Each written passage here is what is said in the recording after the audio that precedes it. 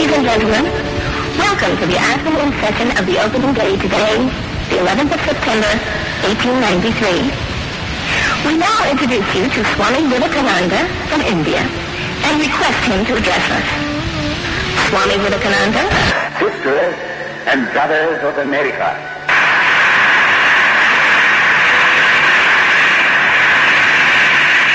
It fills my heart with joy unspeakable to rise in response to the warm and cordial welcome which you have given us. I thank you in the name of the most ancient order of monks in the world. I thank you in the name of the mother of religions. And I thank you in the name of the millions and millions of Hindu people of all classes and sects. My thanks also to some of the speakers on this platform who, referring to the delegates from the Orient, have told you that these men from far-off nations may well claim the honor of bearing to different lands the idea of toleration. I am proud to belong to a religion which has taught the world both tolerance and universal acceptance. We believe not only in universal toleration, but we accept all religions as true. I am proud to belong to a nation which has sheltered the persecuted and the refugees of all religions and all nations of the earth. I am proud to tell you that we have gathered in our bosom the purest remnant of the Israelites who came to southern India and took refuge with us in the very year in which their holy temple was shattered to pieces by Roman tyranny. I am proud to belong to the religion which has sheltered and is still fostering the remnant of the grand Zoroastrian nation. I will quote to you, brethren, a few lines from a hymn which I remember to have repeated from my earliest boyhood, which is every day repeated by millions of human beings. As the different streams, having their sources in different places, all mingle their water in the sea, so, O Lord, the different paths which men take through different tendencies, various though they appear, crooked or straight, all lead to thee. The present convention, which is one of the most august assemblies ever held, is in itself a vindication, a declaration to the world of the wonderful doctrine preached in the Gita. Whosoever comes to me, through whatsoever form, I reach him. All men are struggling through paths which in the end lead to me.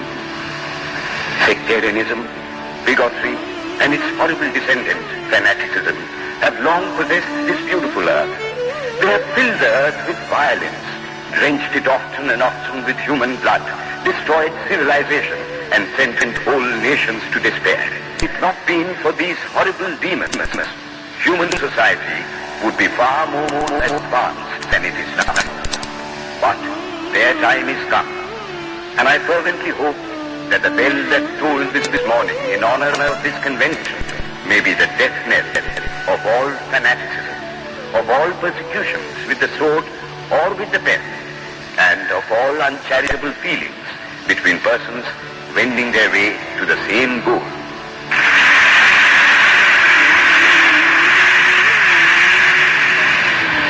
Ladies and gentlemen, on the agenda for today, the 15th of September, 1893, a galaxy of eminent speakers are scheduled to address us, and it gives us great pleasure to once again invite Swami Vivekananda to speak.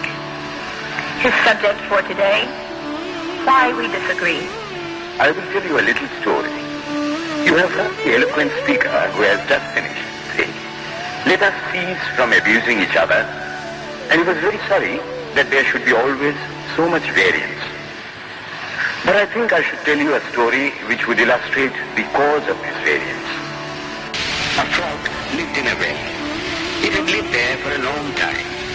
It was born there and brought up there, and yet was a little small frog. Of course, the evolutionists were not there then to tell us whether the frog lost its eyes or not.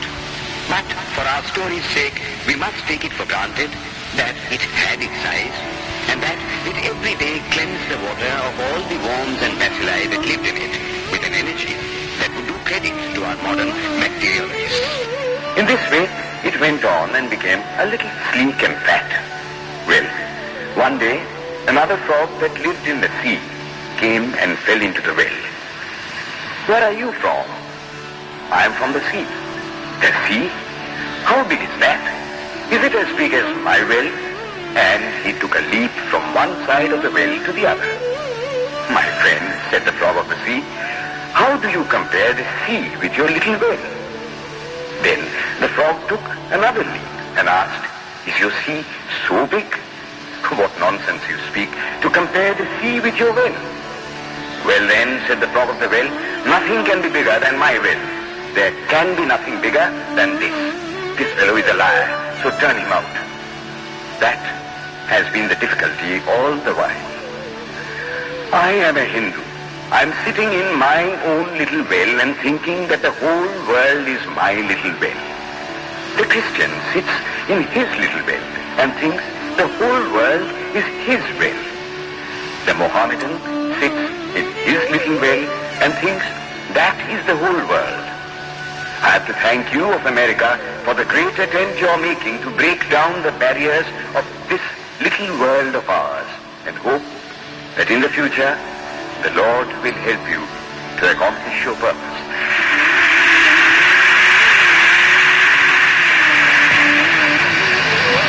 Delegates and friends, today, the 19th of September, 1893, is the 9th day of the World's Parliament of Religions. We have had the privilege of listening to many distinguished speakers from the world over address us on a variety of subjects. The time is at hand to now listen to the great monk from India, Swami Vivekananda, read his paper on Hinduism. Ladies and gentlemen, Swami Vivekananda. From the high spiritual flights of the Vedanta philosophy, of which the latest discoveries of science seem like echoes, to the low ideas of idolatry with its multifarious mythology, the agnosticism of the Buddhists and the atheism of the Jains, each and all have a place in the Hindu's religion. Where then, the question arises, where is the common center to which all these widely diverging radii converge? Where is the common basis upon which all these seemingly hopeless contradictions rest? And this is the question I shall attempt to answer. The Hindus have received their religion through revelation, the Vedas. They hold that the Vedas are without beginning and without end. It may sound ludicrous to this audience how a book can be without beginning or end. But by the Vedas, no books are meant. They mean the accumulated treasury of spiritual laws discovered by different persons in different times. Just as the law of gravitation existed before its discovery and would exist if all humanity forgot it, so is it with the laws that govern the spiritual world. The moral, ethical and spiritual relations between soul and between individual spirits and the Father of all spirits were there before their discovery and would remain even if we forgot them. The discoverers of these laws are called rishis, and we honor them as perfected beings. I'm glad to tell this audience that some of the very greatest of them were women. Here it may be said that these laws, as laws, may be without end, but they must have had a beginning.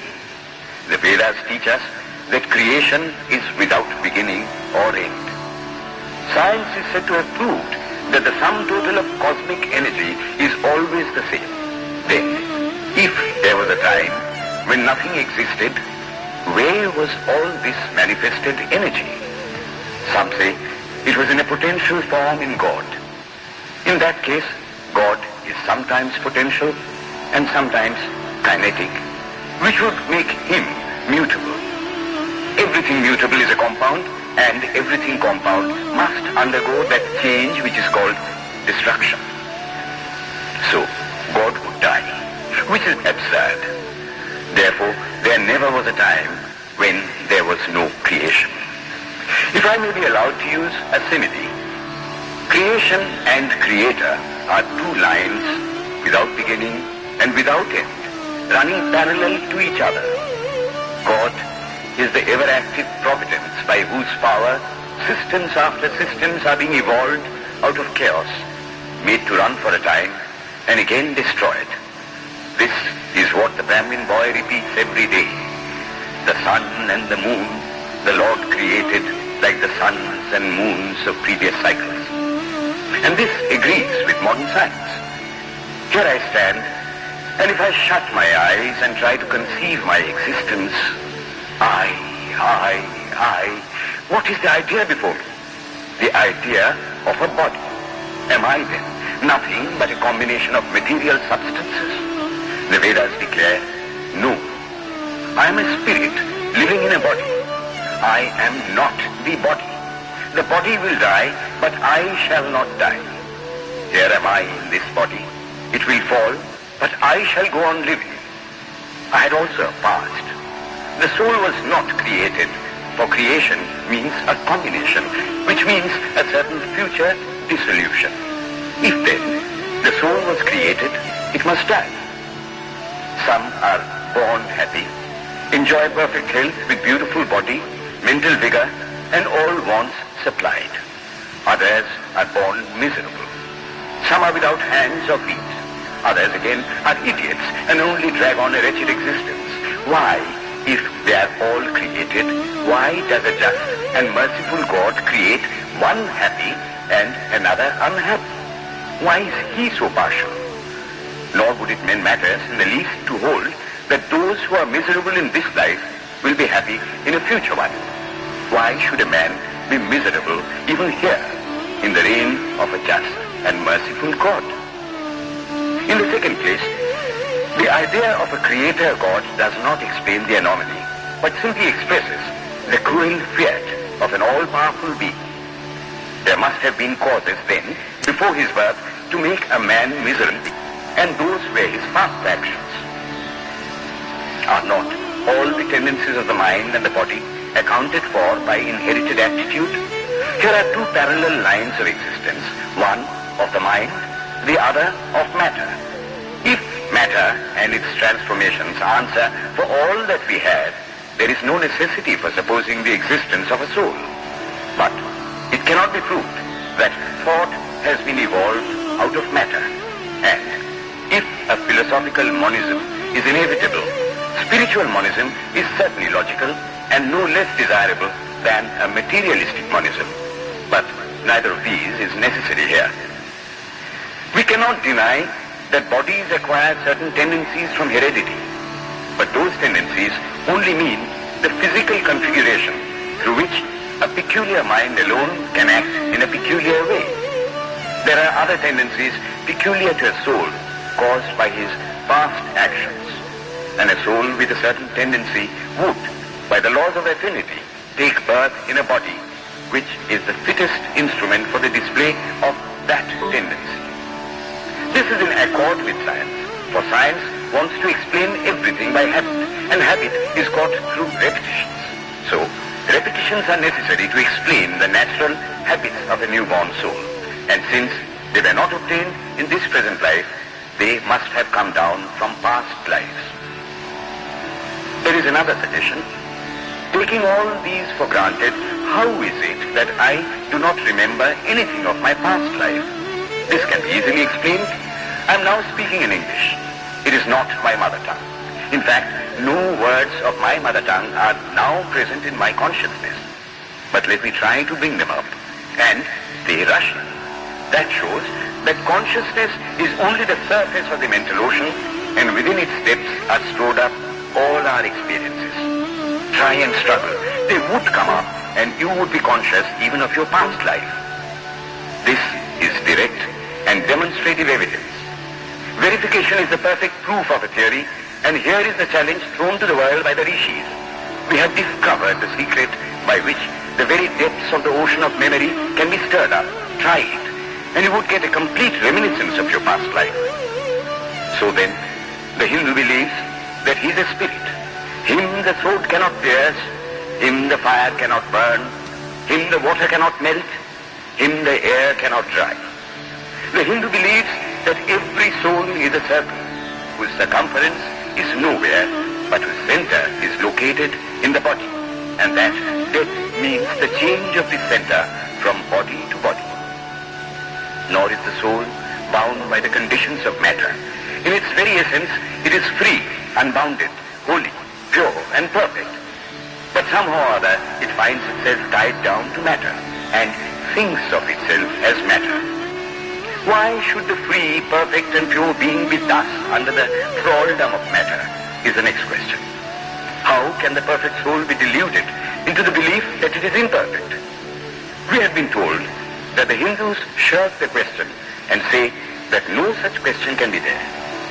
Some thinkers want to answer it by positing one or more quasi-perfect beings and use big scientific names to fill up the gap. But naming is not explained. The question remains the same. How can the perfect become the quasi-perfect? How can the pure, the absolute, change even a microscopic particle of its nature? But the Hindu is sincere. He does not want to take shelter under sophistry. He is brave enough to face the question in a manly fashion, and his answer is, I do not know. I do not know how the perfect being, the soul, came to think of itself as imperfect, as joined to and conditioned by matter. But the fact is a fact for all that. It is a fact in everybody's consciousness that one thinks of oneself as the body. The Hindu does not attempt to explain why one thinks one is the body. The answer that it is the will of God is no explanation. This is nothing more than what the Hindu says, I do not know. Well then, the human soul is eternal and immortal, perfect and infinite, and death means only a change of center from one body to another. The present is determined by our past actions, and the future by the present. The soul will go on evolving up or reverting back from birth to birth and death to death. But here is another question. Is man a tiny boat in a tempest, raised one moment on the foamy crest of a billow and dashed down into a yawning chasm the next, rolling to and fro at the mercy of good and bad actions, a powerless, helpless wreck in an ever-raging, ever-rushing, uncompromising current of cause and effect, a little moth placed under the wheel of causation, which rolls on, crushing everything in its way, and waits not for the widow's tears or the orphan's cry? The heart thinks at the idea. Yet, this is the law of nature. Is there no hope? Is there no escape? Was the cry that went up from the bottom of the heart of despair. It reached the throne of mercy, and words of hope and consolation came down and inspired a Vedic sage, and he stood up before the world and in trumpet voice proclaimed the glad tidings. Hear ye, children of immortal bliss, even ye that reside in higher spheres. I have found the Ancient One who is beyond all darkness, all delusion. Knowing him alone, you shall be saved from death over again. Children of immortal bliss. What a sweet, what a hopeful name. Allow me to call you, brethren, by that sweet name, heirs of immortal bliss. Yea, the Hindu refuses to call you sinners. We are the children of God, the sharers of immortal bliss, holy and perfect beings. Ye divinities on earth, sinners, it is a sin to call a man so. It is standing libel on human nature. Come up, O lions, and shake off the delusion that you are sheep. You are souls immortal, spirits free, blessed and eternal. Ye are not matter, ye are not bodies. Matter is your servant, not you the servant of matter. Thus it is that the Vedas proclaim not a dreadful combination of unforgiving laws, not an endless prison of cause and effect, but that at the head of all these laws, in and through every particle of matter and force stands one, by whose command the wind blows, the fire burns, the clouds rain, and death stalks upon the earth. And what is his nature? He is everywhere, the pure and formless one, the Almighty and the All-Merciful. Thou art our Father, thou art our Mother, thou art our beloved friend, thou art the source of all strength. Give us strength. Thou art he that beareth the burdens of the universe. Help me bear the little burden of this life. Thus sang the rishis of the Vedas. And how to worship him? true love. He is to be worshipped as the one beloved, dearer than everything in this and the next life. This is the doctrine of love declared in the Vedas, and let us see how it is fully developed and taught by Krishna, whom the Hindus believe to have been God incarnate on earth. He taught that a man ought to live in this world like a lotus leaf, which grows in water but is never moistened by water. So a man ought to live in the world, his heart to God and his hands to work. It is good to love God for hope of reward in this or the next world, but it is better to love God for love's sake. And the prayer goes, Lord, I do not want wealth, nor children, nor learning. If it be thy will, I shall go from birth to birth. But grant me this, that I may love thee without the hope of reward. Love unselfishly, for love's sake. One of the disciples of Krishna, the then Emperor of India, was driven from his kingdom by his enemies and had to take shelter with his queen in a forest in the Himalayas. And there, one day, the queen asked him how it was that he, the most virtuous of men, should suffer so much misery. Yudhishthira answered, Behold, my queen, the Himalayas, how grand and beautiful they are. I love them. They do not give me anything, but my nature is to love the grand, the beautiful. Therefore, I love them. Similarly, I love the Lord. He is the source of all beauty, of all sublimity. He is the only object to be loved. My nature is to love him, and therefore I love. I do not pray for anything. I do not ask for anything. Let him place me wherever he likes. I must love him for love's sake. I cannot trade in love. The Vedas teach that the soul is divine, only held in the bondage of matter. Perfection will be reached when this bond will burst, and the word they use for it is therefore mukti, freedom. Freedom from the bonds of imperfection, freedom from death and misery. And this bondage can only fall off through the mercy of God, and this mercy comes on the pure. So, purity is the condition of his mercy. How does that mercy act? He reveals himself to the pure heart. The pure and the stainless see God. Yea, even in this life. Then and then only, all the crookedness of the heart is made straight.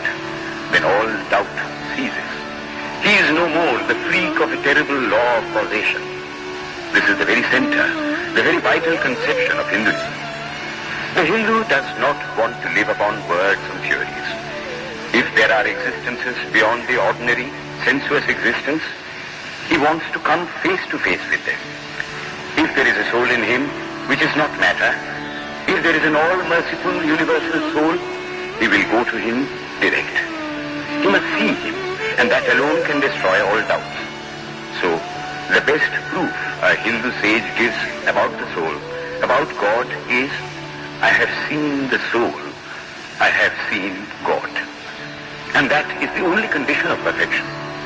The Hindu religion does not consist in struggles and attempts to believe a certain doctrine or dogma, but in realizing, not in believing, but in being and becoming.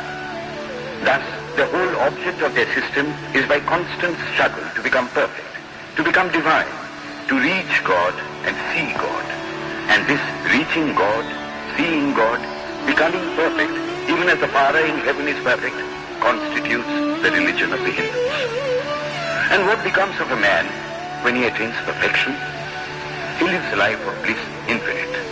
He enjoys infinite and perfect bliss, having obtained the only thing in which man ought to have pleasure, namely God, and enjoys the bliss with God.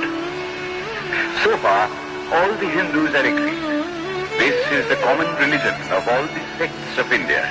But then, perfection is absolute, and the absolute cannot be two or three. It cannot have any qualities. It cannot be an individual. And so, when a soul becomes perfect and absolute, it must become one with Brahma, and it would only realize the Lord as the perfection, the reality of its own nature and existence, the existence absolute, knowledge absolute, and bliss absolute. We have often and often read this called the losing of individuality and becoming a stock or a stone. He jests at scars that never felt a wound. I tell you, it is nothing of the kind. If it is happiness to enjoy the consciousness of this small body, it must be greater happiness to enjoy the consciousness of two bodies, the measure of happiness increasing with the consciousness of an increasing number of bodies, the aim, the ultimate of happiness being reached when it would become a universal consciousness. Therefore, to gain this infinite universal individuality, this miserable little prison individuality must go. Then alone can death cease when I am one with life. Then alone can misery cease when I am one with happiness itself. Then alone can all error cease when I am one with knowledge itself. And this is the necessary scientific conclusion. Science has proved to me that physical individuality is a delusion, that really my body is one little continuously changing body in an unbroken ocean of matter, and Advaita or unity is the necessary conclusion with my other counterpart, soul. Science is nothing but the finding of unity. As soon as science would reach perfect unity, it would stop from further progress, because it would reach the goal. Thus, chemistry could not progress farther when it would discover one element out of which all others could be made. Physics would stop when it would be able to fulfill its services in discovering one energy of which all the others are but manifestations. And the science of religion become perfect when it would discover Him who is the one life in a universe of death, Him who is the constant basis of an ever-changing world, one who is the only soul of which all souls are but delusive manifestations. Thus is it, through multiplicity and duality, that the ultimate unity is reached. Religion can go no farther. This is the goal of all science. All science is bound to come to this conclusion in the long run. Manifestation and not creation is the word of science today. And the Hindu is only glad that what he has been cherishing in his bosom for ages is going to be taught in more forcible language and with further light from the latest conclusions of science. Descend we now from the aspirations of philosophy to the religion of the ignorant. At the very outset, I may tell you that there is no polytheism in India. In every temple, if one stands by and listens, one will find the worshippers applying all the attributes of God, including omnipresence, to the images. Henotheism explained the situation. The rose, called by any other name, would smell as sweet. Names are not explanations. The tree is known by its fruits. When I have seen amongst them that are called idolaters, men, the like of whom, in morality and spirituality and love, I have never seen anywhere, I stop and ask myself, can sin beget holiness? Superstition is a great enemy of man, but bigotry is worse. Why does a Christian go to church? Why is the cross holy? Why is the face turned toward the sky in prayer? Why are there so many images in the Catholic Church? Why are there so many images in the minds of Protestants when they pray? My brethren, we can no more think about anything without a mental image than we can live without breathing. By the law of association, the material image holds up the mental idea and vice versa. This is why the Hindu uses an external symbol when he worships. He will tell you, it helps to keep his mind fixed on the being to whom he prays. By the law of association, the material image holds up the mental idea and vice versa. This is why the Hindu uses. After all, how much does omnipresence mean to almost the whole world? It stands merely as a word, a symbol. Has God superficial area? If not, when we repeat that word omnipresent, we think of the extended sky or of space. That is all. As we find that somehow or other, by the laws of our mental constitution, we have to associate our ideas of infinity with the image of the blue sky or of the sea. So, we naturally connect our idea of holiness with the image of a church, a mosque, or a cross. The Hindus have associated the ideas of holiness, purity, truth, omnipresence, and such other ideas with different images and forms. But with this difference, that while some people devote their whole lives to their idol of a church and never rise higher, because with them religion means an intellectual assent to set doctrines and doing good to their fellows, the whole religion of the Hindu is centered in realization. Man is to become divine by realizing the divine. Idols or temples or churches or books are only the supports, the helps of his spiritual childhood, but on and on he must progress. He must not stop anywhere. External worship, material worship, say the scriptures, is the lowest stage. Struggling to rise high, mental prayer is the next stage. But the highest stage is when the Lord has been realized. Mark, the same earnest man who is kneeling before the idol tells you, Him the sun cannot express, nor the moon, nor the stars, the lightning cannot express him, nor what we speak of as fire. Through him they shine. But he does not abuse anyone's idol or call its worship sin. He recognizes in it a necessary stage of life. The child is father of the man. Would it be right for an old man to say that childhood is a sin or youth is a sin? If a man can realize his divine nature with the help of an image, would it be right to call that a sin? Nor, even when he has passed that stage, should he call it an error. To the Hindu, man is not traveling from error to truth, but from truth to truth, from lower to higher truth. To him, all the religions, from the lowest fetishism to the highest absolutism, means so many attempts of the human soul to grasp and realize the infinite, each determined by the conditions of its birth and association, and each of these marks a stage of progress. And every soul is a young eagle soaring higher and higher, gathering more and more strength, till it reaches the glorious sun. Unity in variety is the plan of nature, and the Hindu has recognized it. Every other religion lays down certain fixed dogmas and tries to force society to adopt them. It places before society only one coat which must fit Jack and John and Henry all alike. If it does not fit John or Henry, he must go without a coat to cover his body.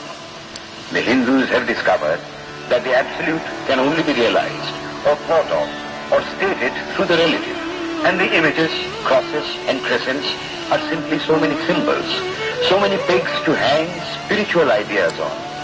It is not that this help is necessary for everyone, but those that do not need it have no right to say that it is wrong, nor is it compulsory in Hinduism. One thing I must tell you, idolatry in India does not mean anything horrible. It is not the mother of harlots. On the other hand, it is the attempt of undeveloped minds to grasp high spiritual truths. The Hindus have their faults. They sometimes have their exceptions. But mark this, they are always for punishing their own bodies and never for cutting the throats of their neighbors.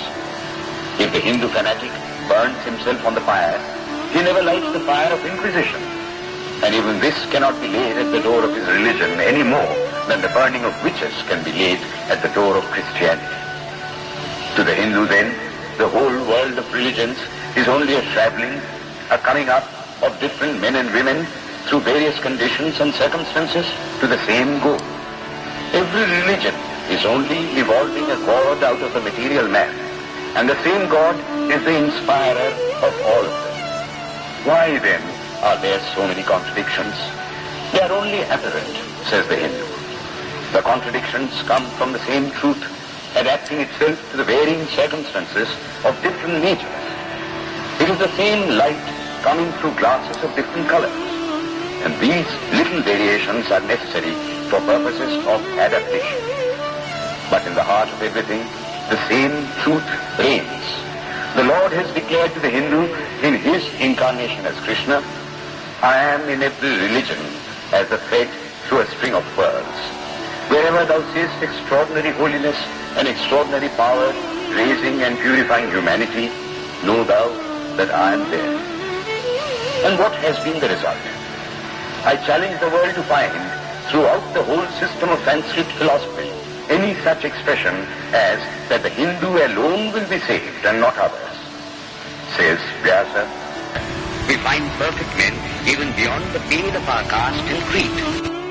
One thing more, how then can the Hindu, whose whole fabric of thought centers in God, believe in Buddhism, which is agnostic, or in Jainism, which is atheistic? The Buddhists or the Jains do not depend upon God, but the whole force of their religion is directed to the great central truth in every religion, to evolve a God out of man. They have not seen the Father, but they have seen the Son, and he that hath seen the Son hath seen the Father also. This, brethren, is a short sketch of the religious ideas of the Hindus. The Hindu may have failed to carry out all his plans, but if there is ever to be a universal religion, it must be one which will have no location in place or time, which will be infinite like the God it will preach, and whose sun will shine upon the followers of Krishna and of Christ, on saints and sinners alike, which will not be Brahminic or Buddhistic, Christian or Mohammedan, but the sum total of all these, and still have infinite space for development, which in its Catholicity will embrace in infinite arms and find a place for every human being, from the lowest groveling savage, not far removed from the brute, to the highest man towering by the virtues of his head and heart almost above humanity, making society stand in awe of him and doubt his human nature. It will be a religion which will have no place for persecution or intolerance in its polity, which will recognize divinity in every man and woman, and whose whole scope, whose whole force will be centered in aiding humanity to realize its own true divine nature. May he, who is the Brahma of the Hindus, the Ahura Mazda of the Zoroastrians, the Buddha of the Buddhists, the Jehovah of the Jews, the Father in heaven of the Christians, give strength to you to carry out your noble idea. The star arose in the east. It traveled steadily towards the west, sometimes dimmed and sometimes effulgent, till it made a circuit of the world. And now it is again rising on the very horizon of the east, the borders of the sun bow, 1,000-fold more effulgent than it ever was before.